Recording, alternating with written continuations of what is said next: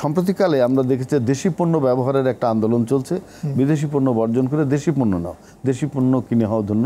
তো আমরা তো আমাদের দেশের যে পণ্য সেটা আমরা কি কিনতে চাই না কেন? আমাদের মানসিকতা কেন সবসময় উপনিবেশিক মানসিকতা, যে বাইরের যা সবই ভালো, আমাদের যা ভালো না? এই মানসিকতার মধ্যে একটা হীনমন্যতা আছে, ইংরেজিতে বলে ইনফিরিটি কমপ্লেক্স। এটা আমাদের এটা ন্যাশনাল ইনফিরিটি কমপ্লেক্স, জাতীয় হীনতাবোধ।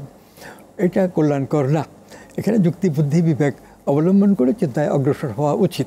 যারা ভুল চিন্তার মধ্যে আছেন, যদি এখানে ঠিক প্রাকৃতিক নিয়ম এবং মানবিক নিয়ম মিলে কোনো একটা ভালো চিন্তাধারা গঠিত হয়, সে রাজনৈতিক অথবা সাংস্কৃতিক, অবশ্যই তারাও সেই দিকে মন দেবেন।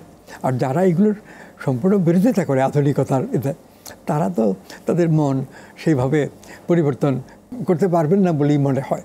তো তাদের নিয়ে বিচলিত হওয়ার কিছু নাই, নানান বিশ্বাসের লোক থাকবেন।